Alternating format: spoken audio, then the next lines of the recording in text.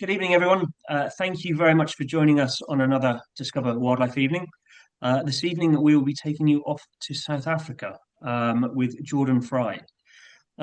Jordan oversees our tailor-made product. So he oversees all of the trip ideas that you might see on the website, but he's also a very good photographer and a very enthusiastic traveller to South Africa, shall we say. He's been out there a number of times, and particularly to Kruger, as have I. So we're both really looking forward to tonight's talk. We expect it to last around 45 minutes to an hour. But there will be an opportunity for questions at the end. You're welcome to put questions to us through the talk, and you can do that through the chat facility or through the Q&A forum. I may answer some of them direct, or I may put them to Jordan at the end, but one way or another, we will get you an answer. Towards the end of the talk, Jordan will go through some of the trips which we offer to South Africa, which are of relevance to his talk tonight, and there will be an opportunity, as ever, to request the travel plans for those talks. I think that's probably enough from me. Hopefully, Jordan is waiting in the wings, ready to go. Perhaps. Yes. Oh, Hey, Jordan. This is I have to say this is Jordan's first talk this evening, first online talk. So it's a big moment for Jordan. So we've got to be particularly nice and understanding. But we know he's going to do a wonderful job. Yeah, without further ado, over to you, mate. Cool. Well, thanks, Dan. Yeah, thanks for coming along, everyone. It's nice to have you here, and I'm really excited to talk to you tonight about the Kruger National Park.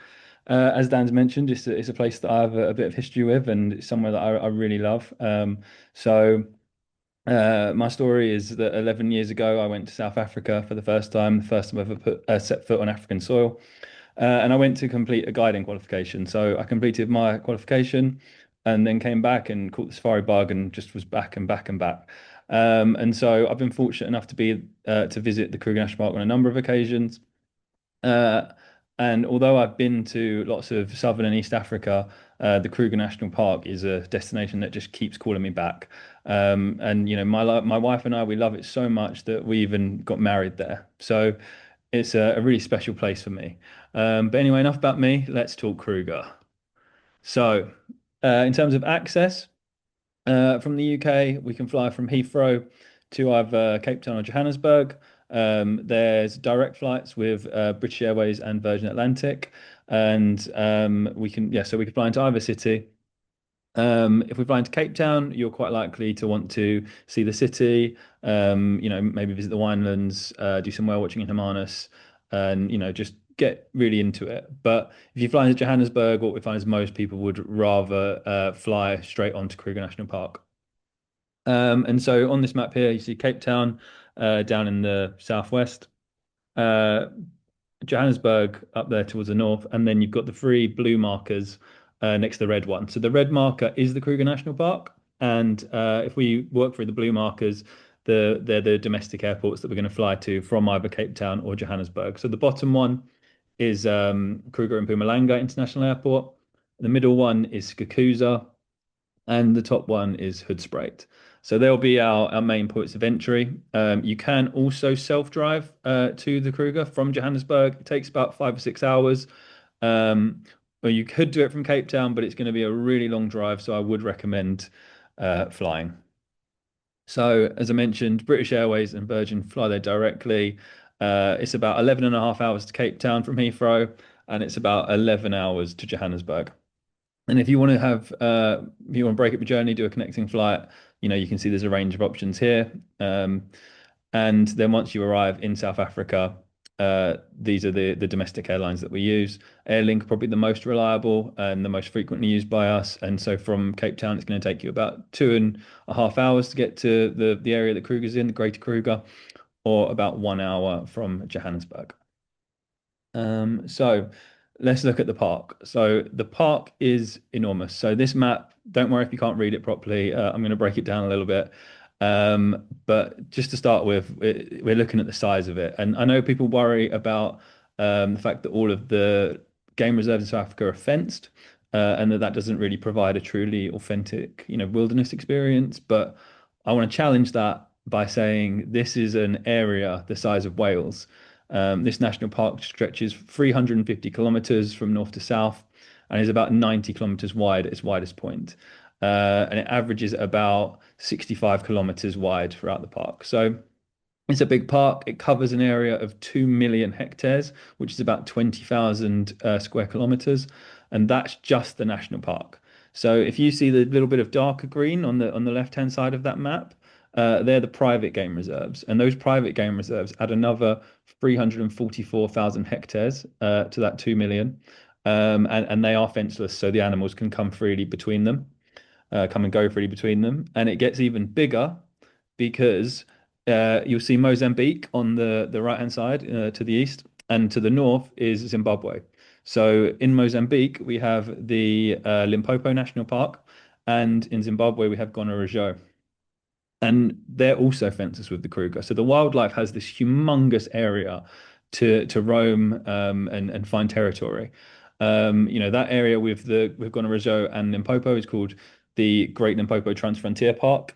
And that's about 3.7 million hectares in size, so 37,000 square kilometers. So it is a humongous area. So how people can say it's not a true wilderness is a bit of a mystery to me because it is just so vast. And this is an expansive area that has huge diversity, from habitats to species. In terms of habitats, you've got pristine bush, wide open plains, rocky outcrops, granite koppies, rugged elevated hills, and to the Pafuri region in the north, you've got enchanting fever tree forests and kind of remarkable gorges. And as I mentioned, the biodiversity of the park is astounding. There's over 330 species of tree, 49 species of fish, 34 amphibians, 114 reptiles, over 500 species of bird, and over 140 species of mammal. So there really is a lot going on in this park. And then you might be able to see the little blue lines on the map, the rivers. And so the park is divided by its rivers. The Crocodile River on the very south of the park is the southern boundary, and in the north, the Limpopo River, creates that northern boundary. And then through the rest of the park, you've got the major rivers, which are the Sabi, the Olifants, Letaba, and Livuvu. And they are the lifeblood of the park. They provide all of the water for the animals, and so often they'll gather around those areas. And that's where we'll find a lot of our best game viewing in the park, like most places in Africa. But yeah, it's always nice to speak about the rivers. And then in terms of history, so like the great David Attenborough, Kruger is 100 years old this year. And funnily enough, both of those occasions fall in the month of May. And Kruger is formerly the second oldest national park in Africa. Obviously, it was established in 1926. And the only park older than that is Virunga National Park, which is just a year older. And that's in the Democratic Republic of Congo. Is where they do their mountain gorilla treks. But Kruger has been a protected area since 1898. And basically, the way that Kruger was formed is that there was a lot of unregulated hunting in the area, and that led to a rapid decline of species in the park. And so, in the year 1898, upon being made aware of it, the president Paul Kruger, president of South Africa, managed to declare the area between the Sabi and Crocodile rivers. So where's the Sabi River? It's just by Paul Kruger Gate, if you can see there. And that area then became a protected zone, free from hunting, and that was called the Government Game Reserve.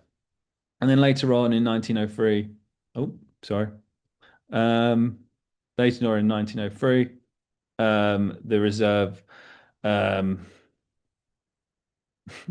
the reserve became expanded. And went further north towards the Olifants, which is kind of up by the top of the private game reserves. And then that area to the north was eventually proclaimed a private game reserve as well. And it all came together and became the Kruger National Park in 1926. So I'm going to talk a little bit about the north. The north and the south, as I say, I've made the maps more digestible. But most of our trips are going to be focused on the south. But so I'm going to give you a little bit about the north. We can organise trips to the north of the park. There's some really nice private concessions up there where you'll find lodges like Pell's Post and the Outpost, which are really good for birding and for those seeking complete solitude. Um, but the game viewing tends to be more abundant in the south. It doesn't mean there's not wildlife in the north. There is plenty of wildlife in the north, but it's harder to find. You do have to work for it more. But it is that bit more rewarding when you do find it. So, highlights of the north include mostly the scenery. So, Lana Gorge, for instance, is this beautiful gorge that cuts through the rocky landscape. There's loads of Mopani, and elephants love Mopani. So, we have plenty of elephants up there, and big elephants at that. The Fever Tree forests. So, kind of when you're taking your photos and stuff, you have these amazing backgrounds with these beautiful forests. And then you've got stunning vegetation along the Luvuvu River. Just those really nice, those leaves are just so pretty, and those baobabs in the background and sunlight is just a beautiful place. And then you've got your ancient baobabs to add to that scenery. Everyone who goes to Africa loves a baobab. And also you've got, once again, Lana Gorge. Could say it's gorgeous, but I'm not feeling too punny. Uh, so yeah, and then there's some problems in the north with poaching and poisoning. But there's still plenty of game, as I said earlier, and it's got lots of its own merits. And if you want to go there, as I said, we can send you there as either as a standalone trip, or we can pair it with the south. So you get the prolific game viewing in the south, the quieter game viewing in the north, but still a great experience. And it's always special when you have sightings yourself. So there's some really cool stuff to be seen up in the north. So let me now move on to how the national park works.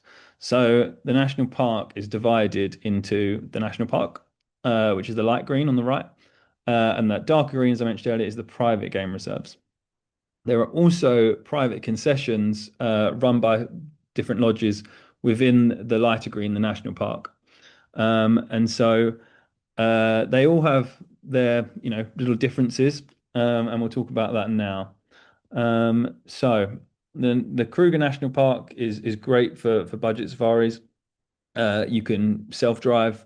There's day trips that enter from outside the park. And but there's lots of rules because you are in a national park. So for instance, you can't off-road and you have to be in at certain times. But there's lots of facilities for you. There's lots of public viewpoints, public hides. There's in all of the rest camps, there are shops and restaurants. And you can join guided activities that are put on by the government if you wish. And all of this will be self-catered. Then for the private concessions, they are found within the Kruger National Park, as I said, but no public vehicles are allowed on their property. So what that means is that you have a more exclusive experience. And what is a benefit of a private concession is that they are allowed to go on the public roads. And they're allowed to go on the public roads earlier than the public are and later than the public are. So they get a little bit more privacy on the public roads as well as their own private traversing areas. So you get much more intimate experiences. Um, and then they are also fully catered. And within the lodge grounds, their concession, they are allowed to off-road for certain species. And then you have the private game reserve, so that dark green on the western boundary. They're completely fenced with the park, as are the private concessions. They offer guided activities as well. They're more lenient on the off-roading. They're quite happy to off-road for most stuff. And most lodges share their traversing rights with other lodges. But there are rules in place to prevent overcrowding. So the vehicle density is still low because of those rules around sightings. And again, it's fully catered. So let's go back to our map, and this will probably be one of the last times we'll see the north of the park.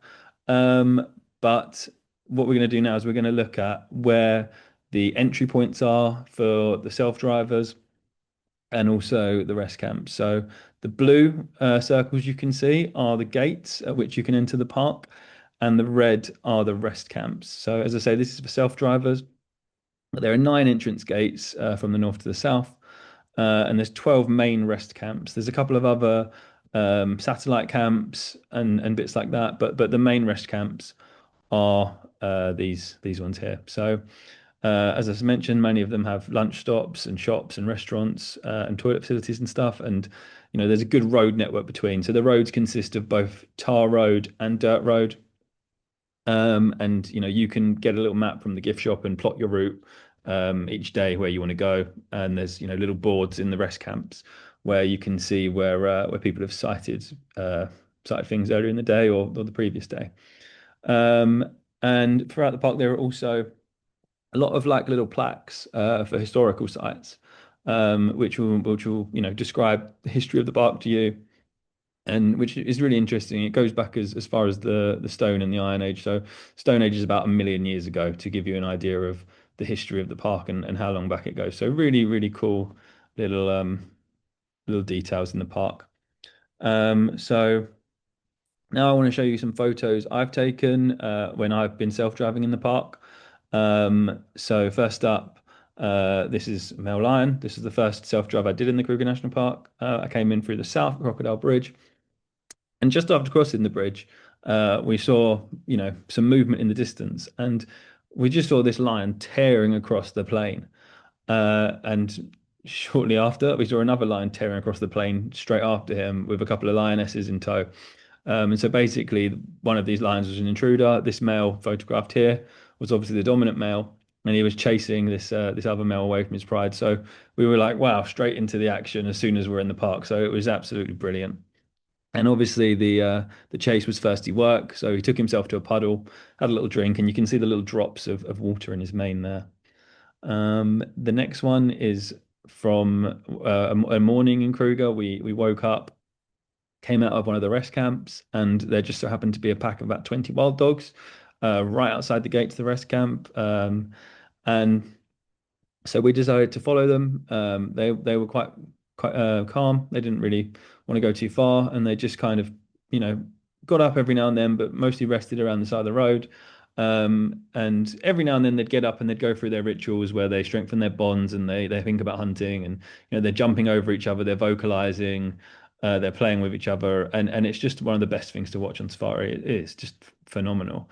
We watched them find a warthog burrow, and they surrounded him, but they were not getting too close to those tusks. They were not keen to get sliced up by him. So he got away, yeah, scratch free, and back into the burrow. But it was a fantastic morning to spend with these wild dogs.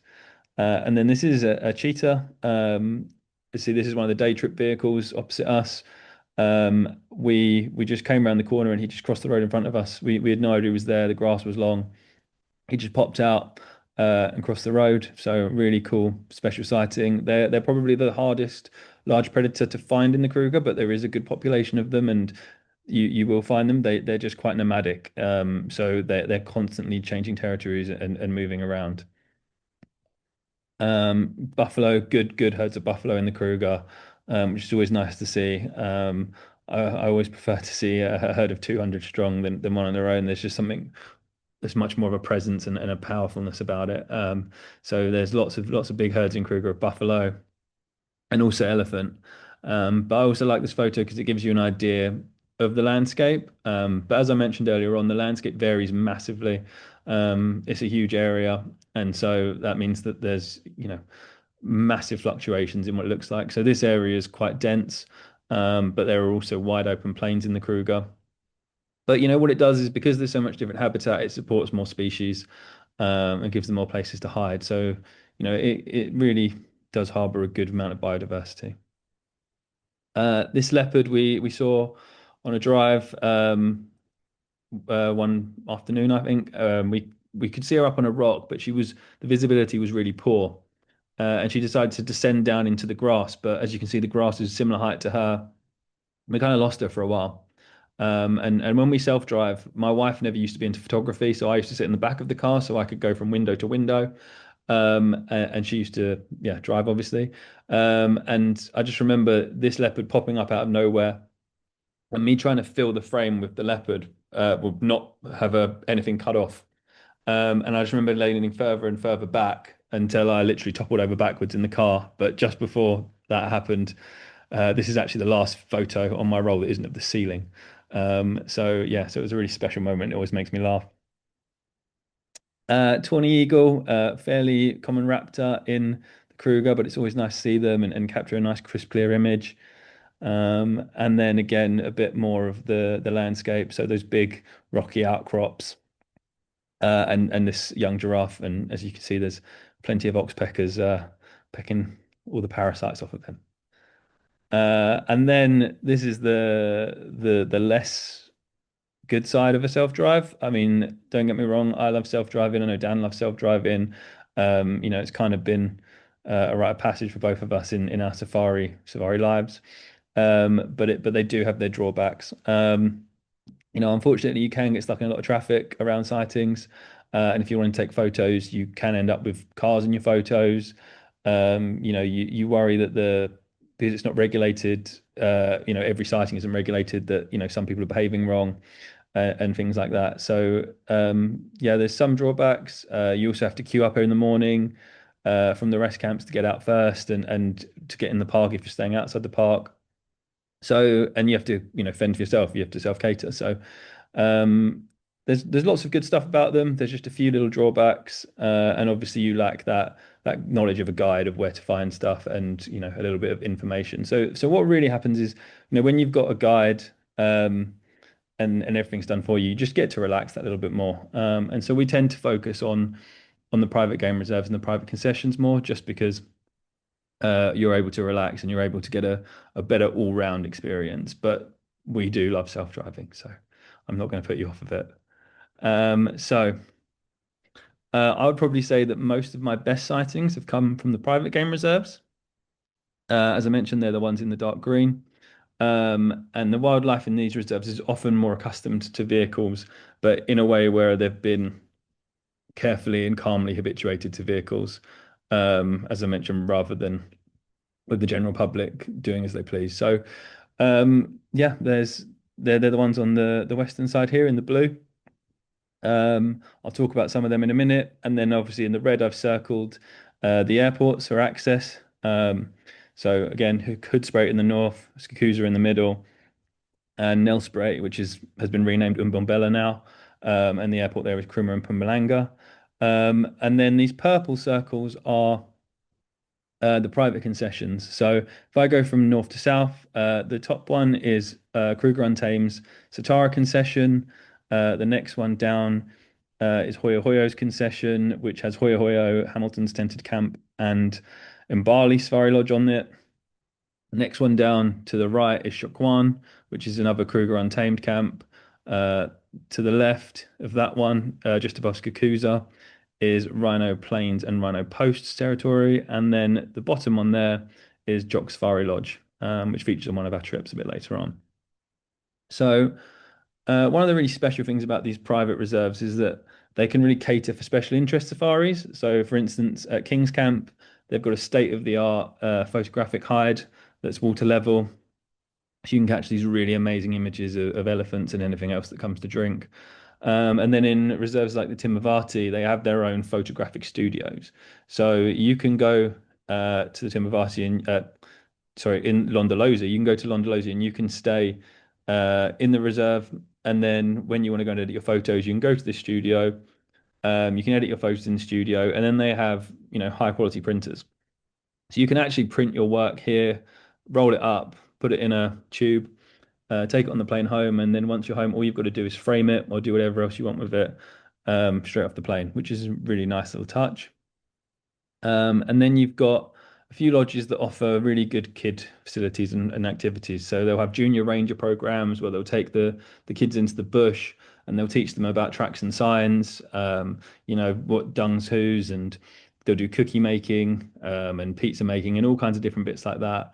And then they'll also have, some of them will have these play areas and stuff like that where they can do like hand painting and just play about and do kids stuff really. So it allows the parents to relax a little bit more when they're on safari, and the kids just have a great time the whole time.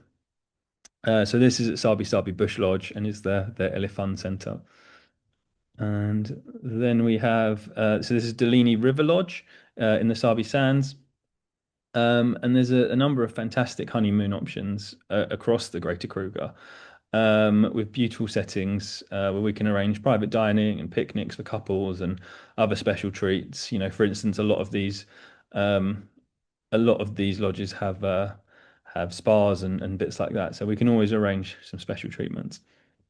And then there's also something for everyone. So there's simple tented camps within the Greater Kruger. So which I don't think I've actually referenced yet. The Greater Kruger is that whole area that includes the national park and those private reserves. But yeah, so within the Greater Kruger, there's something for everyone. There's small tented camps that are simple, and then there's also the ultra luxurious stuff like this Sabi Sabi Earth Lodge that has some really unique architecture.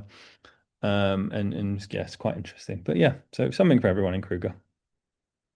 So now I'm going to talk to you about some of the private game reserves that we use, and talk you through some photos that mostly are my photos, some of my colleagues, but I'll talk you through those in a minute. But first, we're going to start with Thornybush, which is one of the oldest reserves in the Greater Kruger. It's been running commercial lodges since about 1961. And as you can imagine, the terrain there is comprised of thorny bushes, amongst, lots of other, more open terrain. But it's got great game viewing and it's very close to Hoodspray Airport. And it is completely open to the national park. It dropped its fences with the Timavati Game Reserve in 2017, and the Timavati has been open to Kruger for quite a while. So these images here are all going to be from Dan's wife Danny from their trip 2 years ago, I think. And so yeah, this picture always makes me smile whenever I see it. This is just an awesome little picture of a bush baby that Danny took, and I believe it was in the lodge itself. So really cool. The wildlife you can see as you're just kind of walking around in your own personal space. And then wild dog. They roam across the Kruger. They change up their territories fairly regularly, but it's always nice to see them. Adorable lion cubs. They're always up to something. So when you're watching a pride of sleeping lions, at least you can watch the cubs mess about and play. Spotted hyenas, another species always up to mischief. And just, yeah, really nice photo and some really nice light. And then you've got your leopards there too. So, you can see pretty much everything in the thorny bush. All of these areas, they've got their specialisms, but they also harbor all of the wildlife that the Kruger has to offer. So there's no reserve where you won't see leopard, for instance, or won't see lions. They roam well across the park. So next we're going to head to Kasiri. So Kasiri dropped its fences with the Kruger in 1994, and this is a huge game reserve, which is intersected by the Kasiri River, which again provides much life to the area, and is a really pretty reserve, the Kasiri.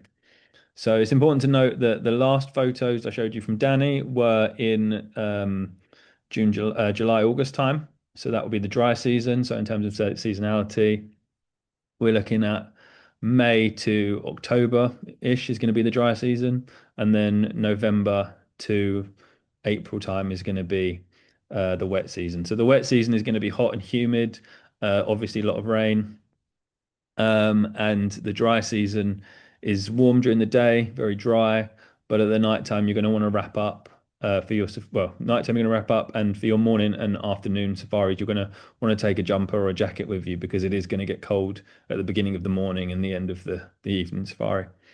So yeah, so here we are in March in the Kasiri. This photo is really to show you the scenery and the difference in the terrain, and those lovely African skies. And then here's a white rhino from Kasiri. Just a really nice, opportunity here. There were some zebras in the background, and there was just this lovely frame by the bushes, and a lovely bit of side light coming in on the rhino. And it's always nice to see them with their horns.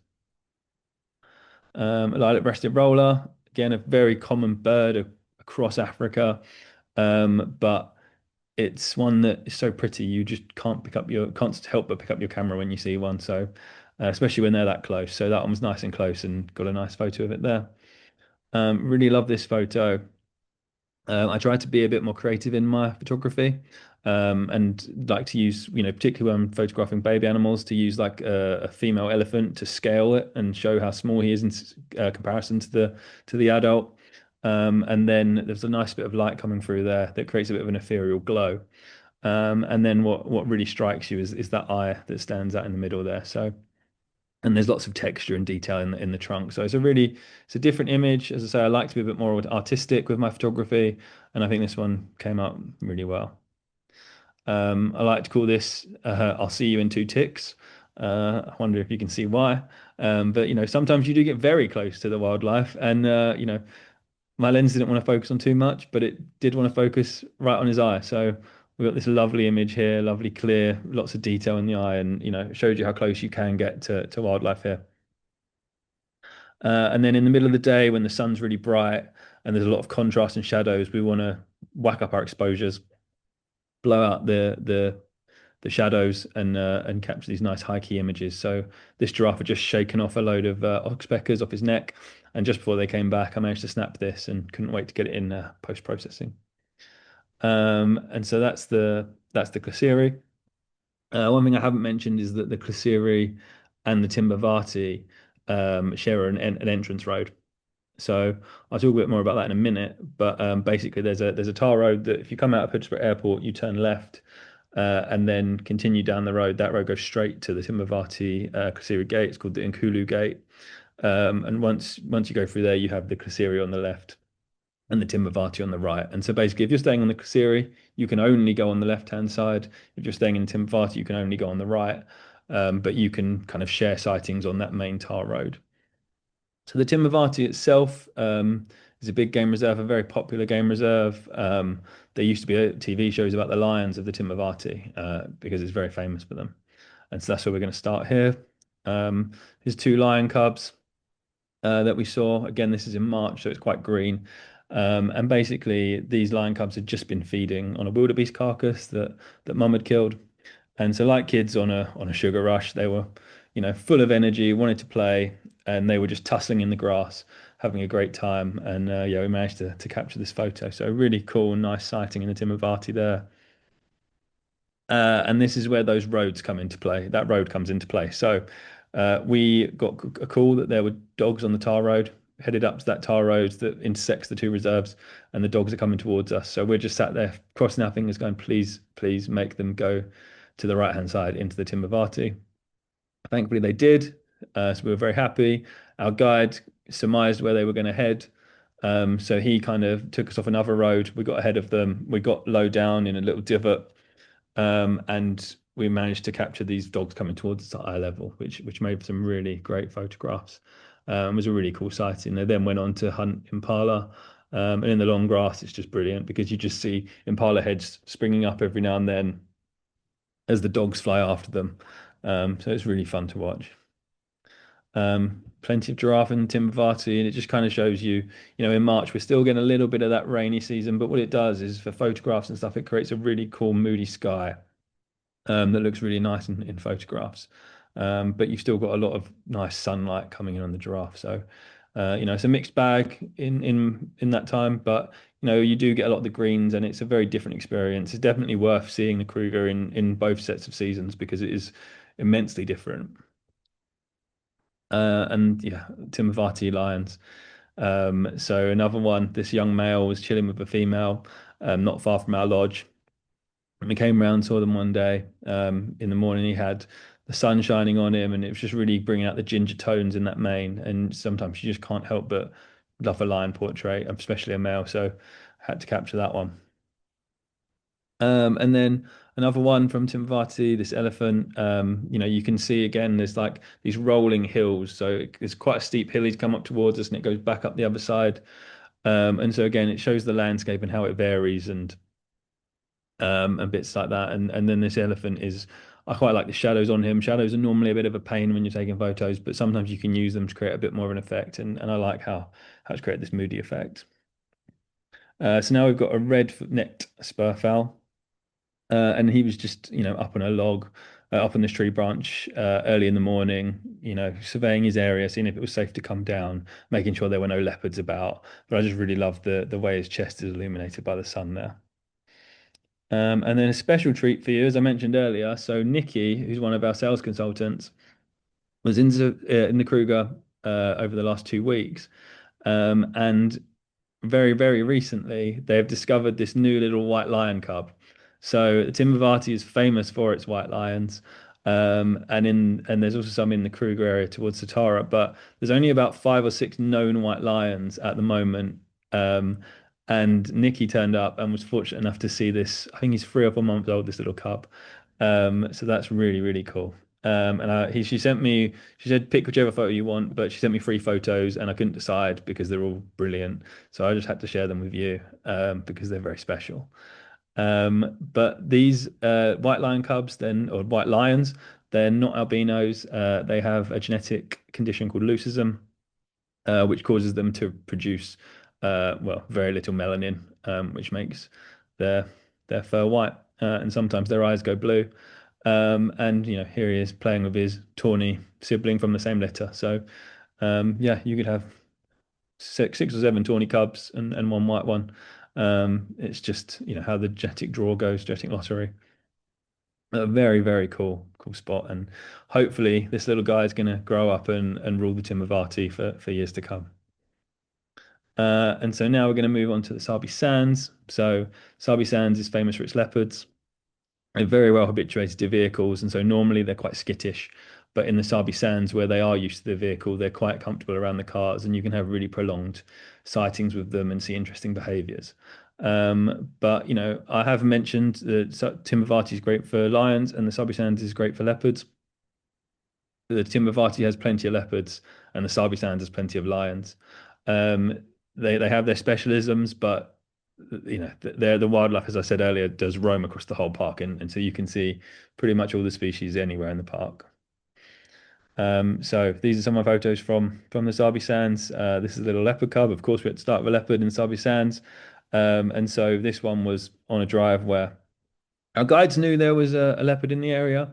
The tracker was on the front of the car. He hopped off, walked off into the bush, and then came back and said, leopard, leopard, leopard. So we drove off into the bush, was really careful not to disturb him, and we just found him by a little water hole, hiding behind the reeds. And just as his head poked out, managed to capture this image. And there's something really special about the look of a leopard, and their eyes are just so beautiful. So it's really nice to get that.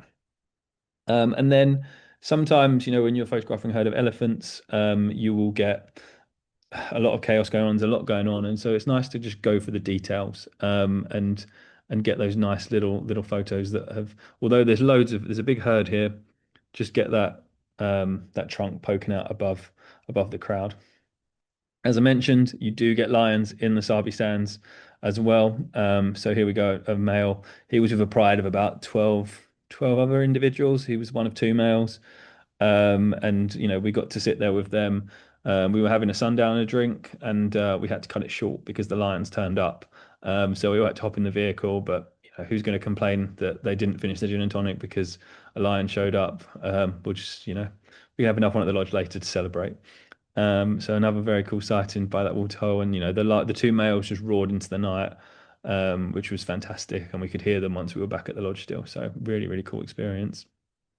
And then yeah, lots of antelope. You've got your kudu there, so using termite mounds as vantage points.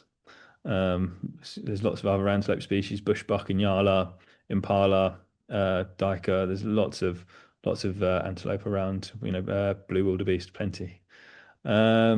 And then yeah, again another leopard. So Sabi Sands, you have to. So he's just hanging out in a tree. He had a hyena beneath him, so that's why he was up hiding from him. And eventually he got down, and he had a bit of a torrid morning, really, because the hyena had chased him up the tree, and then he'd gone down to get a drink. Whilst he was down by the waterhole, we had another male leopard slink behind the back of our car.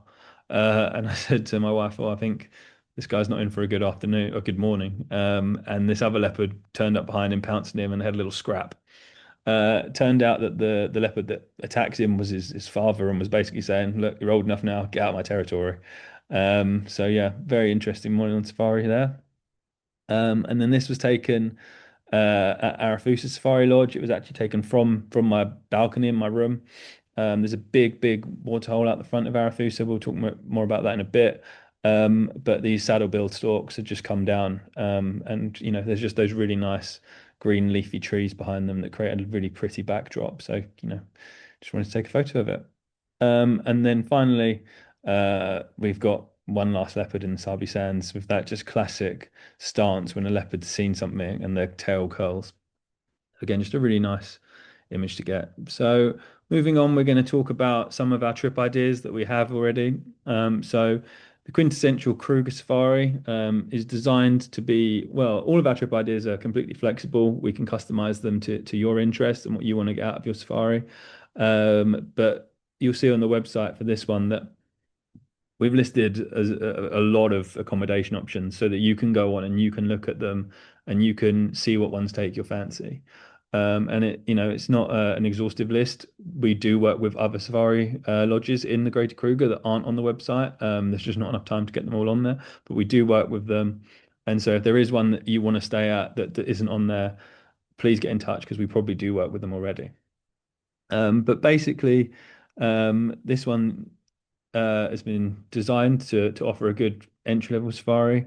And it stays at some, simple but really, really good camps. And so we start off at Shinzela Tented Camp. This is one of the ones I stayed at the Timbavati last year. And it's just a brilliant camp. The guides are really, really good. They're really enthusiastic. They know their stuff and they love what they do. And the rooms are really comfortable. It's tented accommodation, but it's part of the authentic experience. It makes it really good fun. And they have good hearty food and a great game viewing area. So that's Shinzela, and then that's in the Timbavati, and then from there we move on to the Sabi Sands. So we do 3 nights at Shinzela, 3 nights in the Sabi Sands, and we moved to Elephants Plains Game Lodge. And so Dan's been here. Dan really is a big advocate for Elephant Plains. It's in a great area right next to the area where all my Sabi Sands photos were from. So that gives you an idea of the wildlife that you can see here. And they're just really nice traditional Rondevel style rooms, nice bathrooms, and a nice kind of more modern living area. Then we move on to the Kruger Explorer. So this is a really interesting itinerary. This one allows you to stay on the private concessions within the park that I mentioned earlier. And basically what that means is that during the middle of the day, so you'll have your morning and afternoon game drives like you would in a private reserve, but during the middle of the day, there's some downtime where you can take, if you've got a hire car, you can take that car into the actual national park and you can traverse their roads and you can look for wildlife yourself with your family, your friends, and try and find something yourself and use what you've learned from your guide during the middle of the day to try and spot stuff, which is a really, really cool experience. It's very different. I don't really know anywhere else you can do this. So it just kind of shows another element to the uniqueness that the Kruger has to offer. And yeah, so we'll start off in the Hoyo Hoyo concession, where you'll find in Bali. So you'll stay at Bali Safari Lodge. Lovely lodge, big spacious areas for lounging in, and then really nice big spacious rooms with plunge pools. So it's a really nice spot. It's in a good area by the northern Sabi Sands and the southern Timbavati. So lots of good wildlife viewing. And yeah, you've got that option to self-drive in addition or in replacement of your morning and afternoon game drives if you prefer. Um, and as I mentioned earlier, if you're staying here, you can stay out a little bit later with your guide on the public roads and go out a little bit earlier in the morning. But you have your own private land to drive on as well, so you won't bump into any of the public. Um, and then you move on from there after 3 nights to Jock Safari Lodge, which is right in the south of the Kruger, very game rich area. It's at the intersection of two rivers, so it's a really cool scenic spot. And you can also conduct your game drives in these dry riverbeds, which is really interesting. And it's quite easy to track wildlife in these riverbeds because the sand makes the paw prints and stuff like that very clear. So it's a really cool spot, really nice accommodation. And I think Dan said he saw a pack of wild dogs denning here and all the little pups. So, really, really cool sightings to be had here as well. And yeah, just your outdoor area. Over the back there is a little sleep out deck. So if you want to sleep out under the stars at night, you're welcome to do so, which is quite a cool little touch. So then we have our South Africa family safari. So the idea of this is that you hire a lodge on an exclusive use basis. So you can take your extended family. So grandparents might want to take two sets of kids and the grandkids, and you can just hire out the whole safari lodge for yourself and enjoy yourselves and not have to worry about other guests. The kids are free to do what they want. There's good kids programs. We stay at Serendella Safari Lodge in the Thorny Bush Reserve, but there are also other lodges that offer exclusive use. But again, Dan stayed here with his family, and they had a fantastic time. There's elephants that come by the waterhole, which is always amazing to see. And as I said earlier, they put on kids' activities and bits and bobs like that. There's fences around the reserve, so the kids are safe.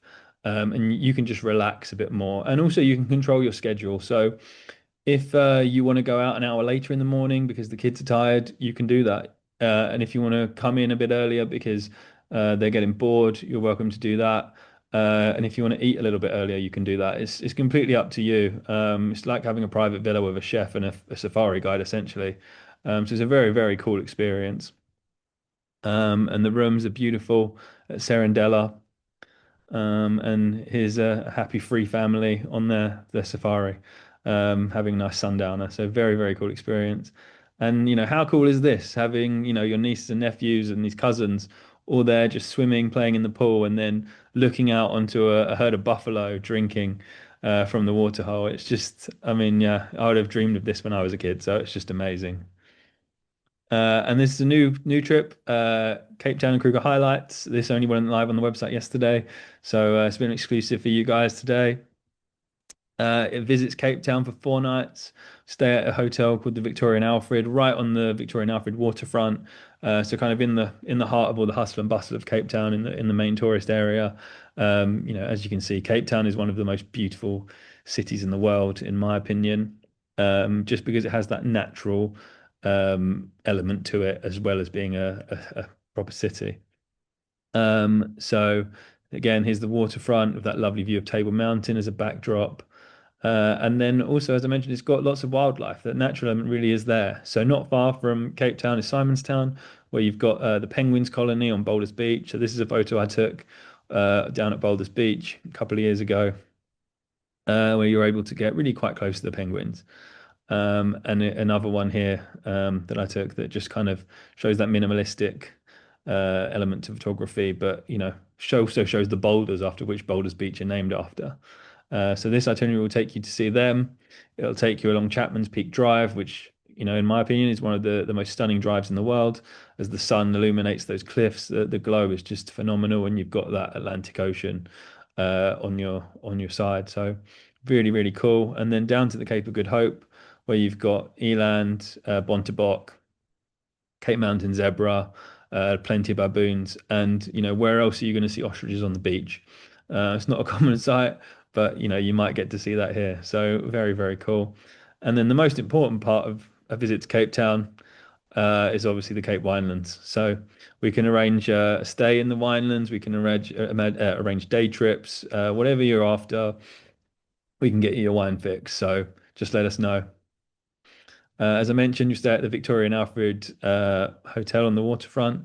We can look at other Cape Town hotels if you prefer, but this is the one we suggest. It's a lovely contemporary hotel, great views over the marina and up towards Table Mountain.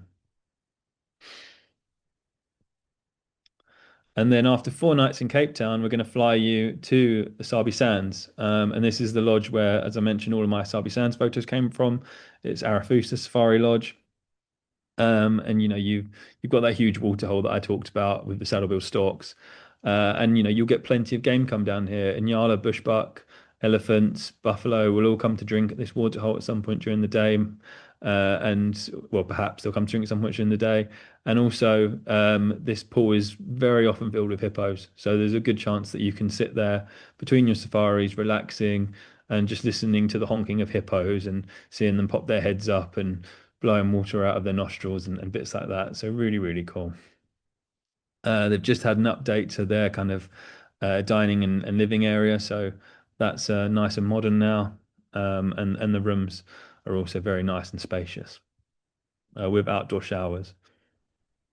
So they were all tailor-made trips. As I mentioned, they're all fully customizable. Whatever you want to do, get in touch with the sales guys. We know our stuff. We can find you the perfect fit for whatever you want to do. Just give us your wish list and we'll make it happen. So this is the first of our two group trips this evening. It's our South Africa wildlife of land and sea itinerary. Uh, Follows a similar theme to the Cape Town and Kruger itinerary, but also spends a lot of time in Hermanus. So we spend 4 days in Hermanus, 4 nights in Hermanus, seeing these guys. So southern right whales between I think the months of June and November come to breed and to mate to give birth and to mate in these in the shallows around Hermanus, and sometimes you can even see them from the cliffs. But we send you out on a whale watching tour every day to see them. And hanging around are also the Cape fur seals. And you'll have a little visit to the Stony Point penguin colony as well, where you get to see more of these endangered African penguins. You'll stay at the Marine Hotel, which overlooks the bay, and so you might be able to see uh, plenty of southern right whales and dolphins and all sorts coming along just from there.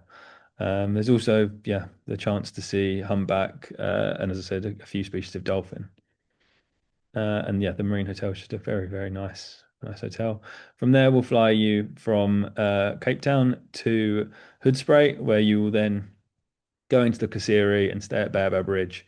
So some of my photos were from Baobab Bridge. It's a great little spot, lovely pool overlooking the bush there. Um, and then these are the rooms. It's a lovely spot. And I should have mentioned, how could I forget that it's led by my colleague Helen Bryan. So if any of you have met Helen, she will bring all of the same passion and enthusiasm to this trip as she always does. And there's no way you're not having a good time on one of Helen's trips. So yeah, get on board. It departs on the 28th of August this year, and there's another departure on the 25th of August in 2028. And so moving on to Mala Mala Photo Safari. This will be the last trip I talk about, but I will be the tour leader on this one. It's one of my favorite places in the world. I absolutely love Mala Mala. I genuinely believe it has the best game viewing in the Greater Kruger. And if you don't want to come as a photo safari, you are able to book a tailor-made trip to Mala Mala with us. But it was the first safari, first game reserve in South Africa to stop hunting safaris and switch to photographic. So that means that a lot of the wildlife have become really well accustomed to vehicles over time. And it is just full of wildlife. There's numerous lion prides, there's leopards falling out of trees, there's good populations of rhino, buffalo, elephant, and I'm not sure there's anywhere better to see the big five. Wild dogs sometimes down on the property, and you have cheetah coming in and out. You have like unique sightings there, lots of kills. Lions like have been seen fighting on many occasions. I've seen videos of lions playing with pangolin on more than one occasion. One of my friends there has sent me videos of leopards taking aardvark up trees and all kinds of stuff like this. They just have kind of all of these crazy sightings going on a regular basis. So they call it Mala Mala Magic or Mala Mala Madness because it's just insane what goes on there. I've been there twice. Both times I stayed for 3 nights. And I think in that time I saw 16 individual leopards in about 18 sightings. So, it really does deliver. So this leopard on the cover here is one called the Matumi male. You might be able to tell his eyes are a slightly different color. This is called heterochromia, which causes this is a condition that causes this variation in color. And this leopard is a little bit of a live wire. He's a little bit unhinged.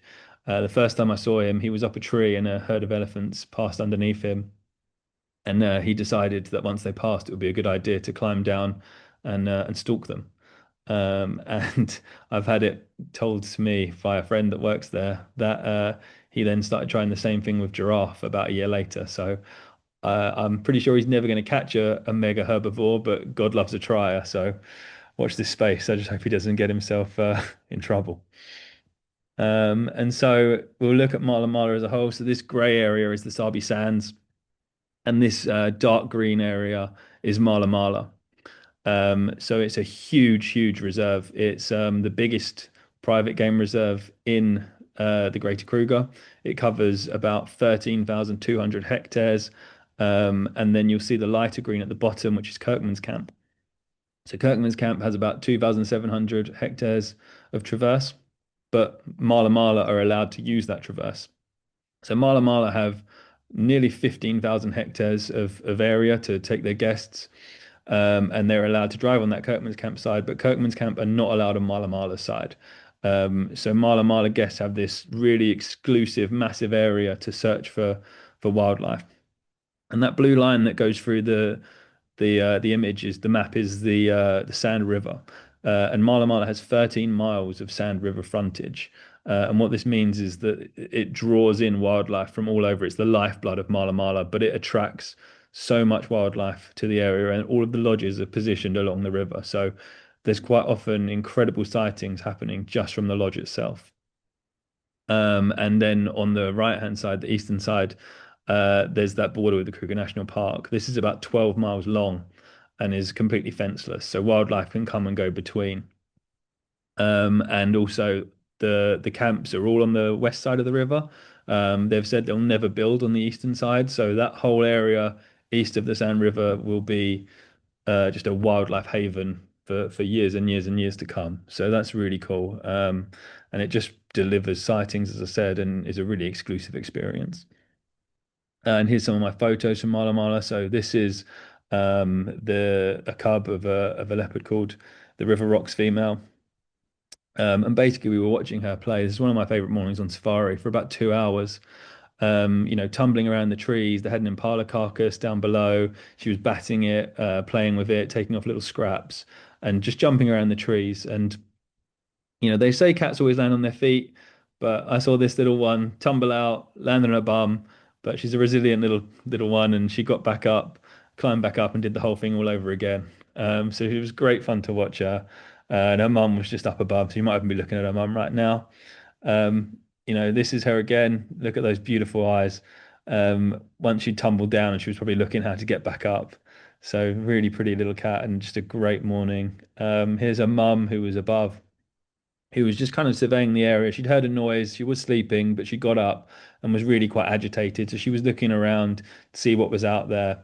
And you could tell she wasn't happy. So eventually she came down, she took the cub off, and they walked across the river and then off into a rocky outcrop. But that resulted in one of my favorite things I've ever seen on safari. We saw the mum vocalize to the cub, and the cub let out a little whimper back, and crawled into a little crevice amongst the rocks on this outcrop.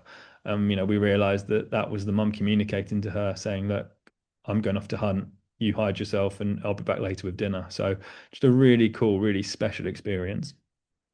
Um, these are three cubs from the Nsephu Pride at Mala Mala. They were up on this huge copy, staying out of trouble. There were some elephants down below, so they all had their attention taken by the elephants. I managed to capture this photo. I actually won the Mala Mala photo competition with this one.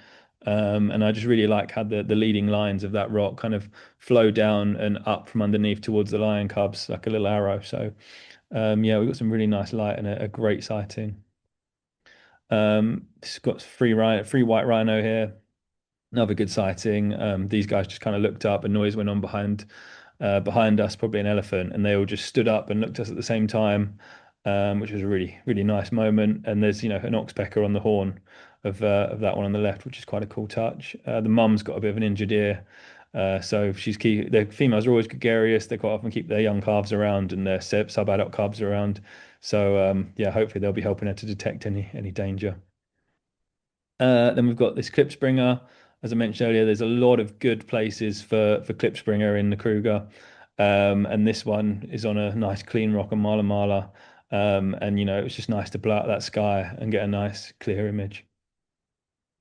Hyenas, as I mentioned earlier, are always up to mischief. So this one was at a den site. We were looking for some lions and came across these hyenas at their den. So we just kind of had a little look, and he was nursing, and he was straight up towards us. He was like, "I want to know what's going on." No fear whatsoever. But yeah, we managed to snap this just before we headed off to look for those lions again. But really cute, really cool little cub. And then, so this one is actually my first ever sighting at Mala Mala. We turned up and our guide was like, "What do you want to see?" So we said, "We want to see whatever we can." And he said, "Well, we've got, guides on all kinds of sightings right now. What do you want to see?" So I said, "Look, you choose. We'll see what's out there." So he probably could have showed us this lion from the lodge. It was so close to the lodge, but he took us down into the Sand River. And we were slightly to the right of this line, first of all, not really in a good spot. And one of the things that I really love about Mala Mala is this really showed me how ingrained it is to the guides to make sure the guests have a good photographic experience. So before I'd even asked, he said, "No, we need to get in a better position. We need to get down into that riverbed. We need to get level with that lion, eye level with that lion, and get that light hitting it from the side." And obviously I agreed. It was the best decision he could have made. So he took us down there, and that was that. And we managed to capture this really nice image. And so that's when you're coming on a photographic safari. One of the things you're looking for is, I will work with the local guide to make sure we get our opportunities and make the most of the light and get the vehicle in the right positions. And then we'll also go back and we'll work on post-processing techniques as well as whilst we're at the sighting, working on techniques in the field and going through your settings and bits and pieces of that with you. So yeah, always on hand to help. This is a flat rock male. He's one of the older leopards at Mala Mala. He's about 13 years old now, so he's kind of reaching the end of his reign, but he's a big, powerful leopard and really cool to see. And there's a couple of other big leopards there that really are quite spectacular. So really nice to see. And then, it's not all about the big stuff. Sometimes you have nice sightings of dwarf mongoose and, birds and, more unusual sightings like honey badger and aardvark and stuff like that. So, I've seen a few pangolin sightings from Mala Mala. They're not, a regular occurrence, but they do happen. So you never know, how your luck's going to go on the day. But, it's always nice to get a picture of the small stuff. And then I talked about leucism earlier with the lion cubs. So this is actually a leucistic elephant calf that we saw there. Unfortunately, because of the coloration of her skin, where it's gone pink, she spends a lot of time trying to hide underneath her mum in the shade, because that sun really does affect her skin. So this photo was really hard to take because she was constantly underneath mum.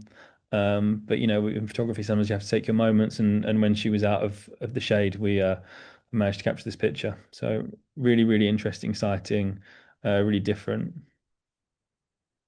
And again, sometimes we get very close and we can look at different elements of our photography. So here we can look at the skin of a rhino and see all of that dried mud and the cracks and really look at the detail, which is really, really cool. And then we have the Three Rivers female. So this is another leopard from Mala Mala. We saw her on our first trip. We first of all heard some jackals that were very agitated and they were walking around, they were vocalizing, they were not happy whatsoever. And then this leopard just appeared out of the bush, sat there in some amazing sunlight. And she was the one we were looking for. So she kind of played with the jackals, toyed with them a bit, wound them up. Eventually they scurried off and we knew she had a cub. So we were like, hopefully she'll take us to the cub. She did. So we went and we found them. And it was just another phenomenal sighting. The cub was in some long grass and she was jumping up and pouncing on mum, battering her. And kind of she'd just disappear. And then all of a sudden you just see these two little paws and head pop up from the top of the grass because it was so long and then disappear again. It was just a joy to watch. And so this was in 2024. And then in November 2025, I went back to Mala Mala and here she is now. So she's grown up quite a bit. She's just about becoming independent of mum. And here she is, just about going out on her own. So she was very nervous. She's obviously not used to it yet. The wind was really bothering her. She's very used to the car. She's grown up around them, but yeah, the wind was bothering her, and she was thinking about going up in this tree, but I don't think she wanted to because of that wind. It really put her off. And again, you could tell she was a young leopard because we were watching her hunt a bushbuck, and she's taken up her stance here, but she was right out in the open, and so was the bushbuck. So the bushbuck was staring right at her, and I think she still thought she had a chance until quite late on. But she'll learn in time, and I'm sure she'll grow up to be a great leopardess. And then yeah, when the nighttime comes around, we turn our ISOs up, we open up our apertures, and we lower our shutter speed so we can capture these nocturnal animals in their environments. This is a giant eagle owl captured in a little sand river, and also a genet on a night safari at Mala Mala. And then this lion photo was one that we caught on our last trip in November, which was really cool. We seen this lion and three other males, part of a coalition, sleeping in the day, and we went around to check out some buffalo. Eventually, we came back around and we saw an elephant. And we thought, oh, they're not going to wake up. But as soon as we saw the elephant, we thought, okay, this elephant's going to move them on. So the elephant made his way towards them as they heard him come in. This lion's head shot up. Luckily, we had another vehicle to the side who provided us with some nice side light, and so it gave me the opportunity to capture this really moody, interesting image of this male lion, which was really cool. So then this is our accommodation at Mala Mala. We stay at Mala Mala Camp. It's a fantastic camp. It's a luxury camp. It's very, very nice. The service is brilliant. The rooms are very nice. There's the most important area, the bar. Again, very nice. Full of kind of pictures and safari artifacts from safari history. So really, really interesting. I might have mentioned already that Mala Mala was the first, I think I did, was the first reserve to transfer from hunting to photographic safaris. So, it's a very historic reserve. And this is the deck at Mala Mala Camp. And this area of the river here on the right is one of the best places to be. I mean, you can just see wildlife coming in all day. There's always nyala and bushbuck around the lodge. Quite often there'll be elephants coming through here. I've seen instances where four of the big five can be spotted from the deck at once. You quite often will see lions there. They've had wild dogs hunting in camp. It is just this crazy, crazy place where all of this, as I said earlier, Mala Mala madness happens. Yeah, it's a fantastic, fantastic location. And again, here's more of the lodge and the great decor. This is one of my last photos. This is a photo I took whilst I was there when the elephants came, and we were all down by the pool until they came, and then we all had to run up onto a hill because it was their pool now. So very cool. And as I say, they come right up to the lodge, which is really nice. So that's the Mala Mala Photo Safari. Please come and join me on the 28th of May, 2027. We'll spend 7 nights at Mala Mala Camp, and yeah, come enjoy some Mala Mala madness. And yeah, that's it from me. So back to you, Dan. I mean, that was fantastic, Jordan. Well done. Really, really well done. Your passion for Kruger just shines through, and you've got the images to back it up as well. So that was a wonderful talk. Well done. We have got lots of questions which I need to put to you. But before we get into those, I'm just going to quickly launch the poll, just so that if anybody wants a copy of any of those travel plans, they can get that. So we'll just leave that ticking over in the background. Hopefully, everybody can see that. Um, and that will start to kick in. Right. Wonderful. Yes, that's all going nicely now. So yes, as I said, we have got about half a dozen questions, Jordan. There's some good ones here, which I think are relevant to everybody, and there's a few which are kind of personal to you, which I'm also quite intrigued by. But we'll start with the general ones. The first one is just: is the Kruger a malarial zone, please? Please. So there is malaria in the Kruger. So you can take your anti-malarials, but the mosquitoes are less prevalent in the dry season. But we would advise you to take those malarials just in case. And obviously that's our advice, but you should also consult with your travel doctor just to be completely sure. But yeah, as I say, there are mosquitoes and there are malaria. So yeah, it's best to be safe than sorry. It is, yeah, absolutely. And finally, well, not finally, but on the catering side of things, Jordan, somebody's asked if they can cater for vegans. Okay, I can vouch for the fact that they can. Danny's a vegan, and we've been out to Kruger, and whatever for so many years, and it just gets better and better, really, in terms of what they're offering for vegetarians and vegans. I don't know if that's your experience as well. Yeah, no, so yeah, a lot of the lodges that we work with, we've spoken to them about what the options they can offer. So a lot of them can offer all kinds of dietaries. Sometimes they just need a little bit of advance notice so they can make sure they get the produce in, because they are still out in the bush. But in general, yeah, they'll cater to most requirements. Always best to check first of all, and we can check with the lodges. But yeah, I mean halal, kosher dining, they cater to a lot of it. So yeah, there's good Great. options, and they do. Yeah, absolutely. I think that some of the cuisine that you get in South Africa is some of the best in the world. And on safari, you certainly don't go without. It's an amazing kind of hospitality experience. Got a question just about extensions, Jordan. I know that you've touched on Cape Town and the winelands and stuff, but South Africa as a country has so much to offer that you can combine with Kruger, doesn't it? Yeah, no, there's loads. So I mean, you've got on the south coast, you've got the garden route, that will take you from Cape Town to, I can't pronounce the new name of it, but Port Elizabeth, in the Eastern Cape. So there's lots of spectacular stuff to see along there. Then you've got the Karoo, which is great for rare mammals, the Kalahari up in the north, Kalagadagadi. Uh, and then, you can also fly from Kruger and Mpumalanga International Airport direct to Victoria Falls. There's a direct flight, so you can combine the falls with a trip to Kruger easily. And you can also head up to Mozambique from Kruger as well. So there's four flights a week from Kruger and Mpumalanga to Vilanculos, and so you can include a beach day in Mozambique as well. So yeah, there's lots of opportunities. They call South Africa the world in one country. So loads of stuff to do, and they're just a few of the options. So if you want to know more, then yeah, check with the sales team, and we'll get back to you. Yeah, absolutely. Thank you, Jordan. The individual that inquired about the malarial medication, they've asked, do you have to take, is it required every month? And the reality is that, technically it is, there's a low risk, even in the dry season when the mosquitoes are not so prevalent.